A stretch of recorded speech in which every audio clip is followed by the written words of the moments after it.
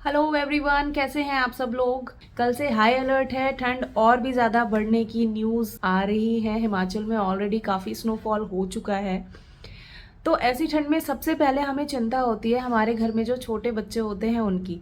हमें लगता है कि हम उनको खूब सारे कपड़े पहना दें जिससे कि वो ठंड से बचे रहें, क्योंकि छोटे बच्चों का बीमार पड़ना कोई एक साधारण सा कारण नहीं होता है। कि छोटे बच्चों की जो शरीर की गर्मी होती है वो तेजी से कम होती चली जाती है और हाई चांसेस होते हैं कि ये जो छोटे बच्चे होते हैं इनको ऐसा फील होना कि हमें ठंड लग रही है, और ऐसा फील होने के बाद ये बताना कि हमें ठंड लग रही है, इसकी पॉसिबिलिटी तो is just next to no.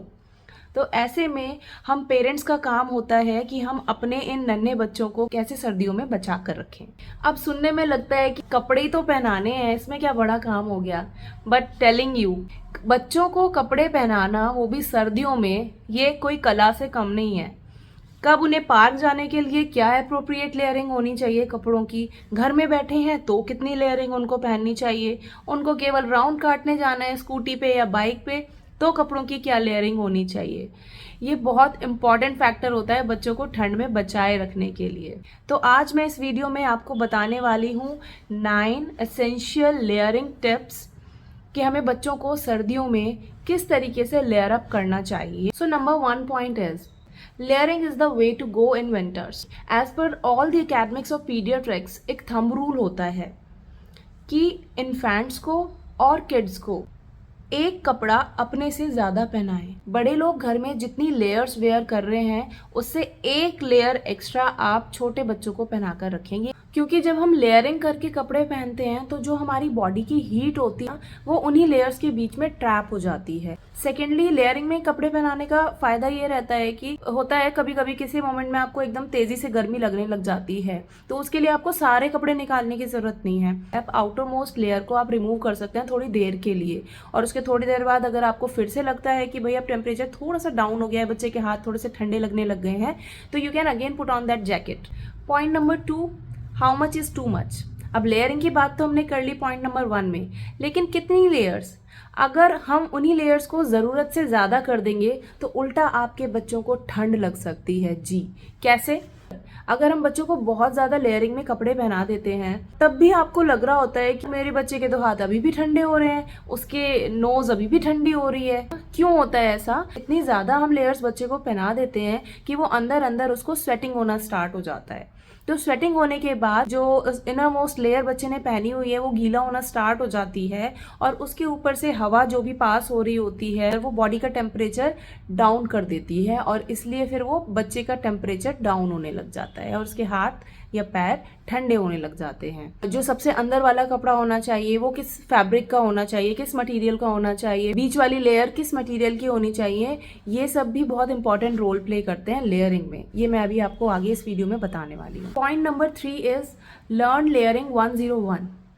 अब ये जैसा कि सुनने में रॉकेट साइंस जैसा लग रहा है, ऐसा कुछ है नहीं। आपको सिर्फ ये 3 चीज़ें ध्यान रखने की हैं लेयरिंग में, कि सबसे पहली लेयर जो बेस लेयर होती है which is next to the skin, वो लेयर का जो मटेरियल होना चाहिए वो कॉटन नहीं होना चाहिए। जो थर्मल्स वाला मटेरियल होता है उसी मटेरियल के वेस्ट वगैरह भी आते हैं स्लीवलेस, तो आप कॉटन बनियान की जगह वो वाला वेस्ट यूज़ करें बच्चों के लिए बेस लेयर में।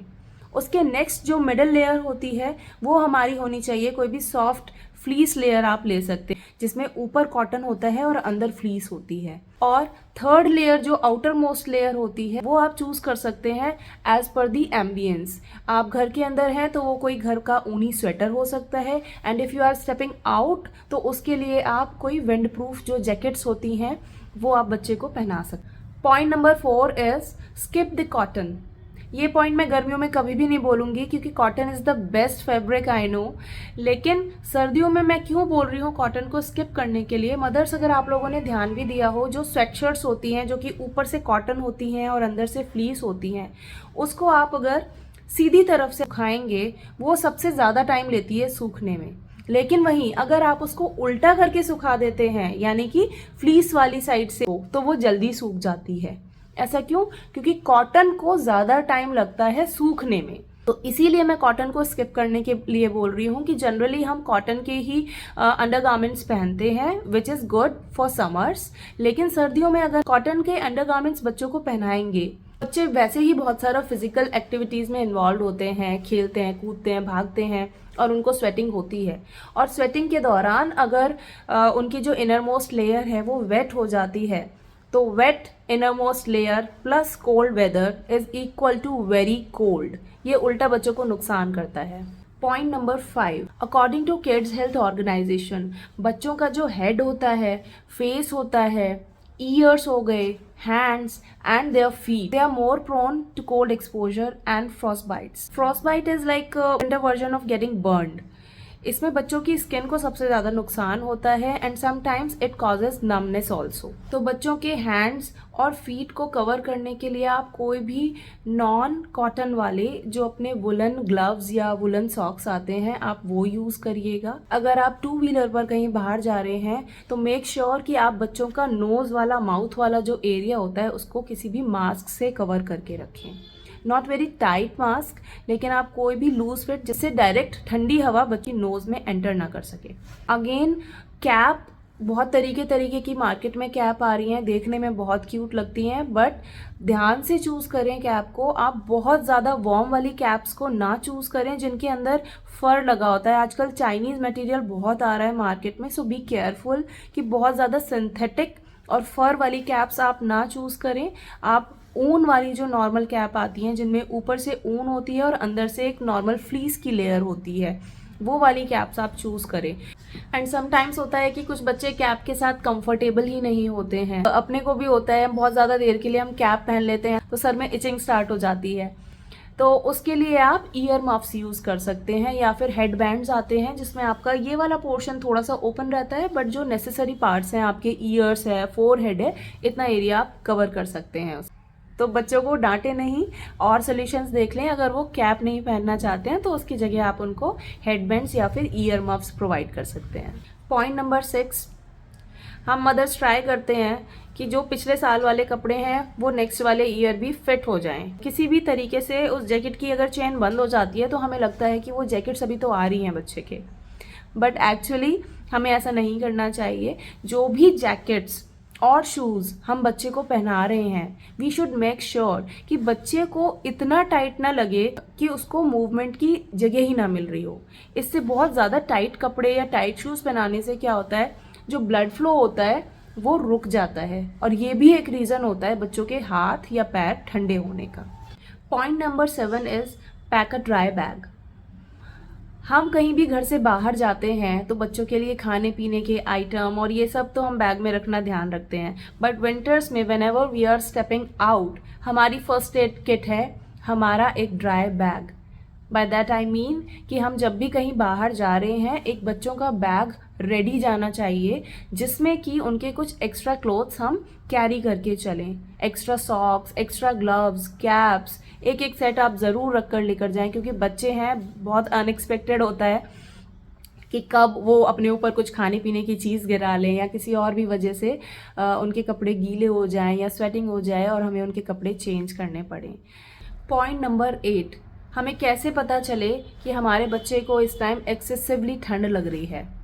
अब गर्मियाँ हो चाहे सर्दियाँ, बच्चे खेलना तो बंद करते हैं नहीं।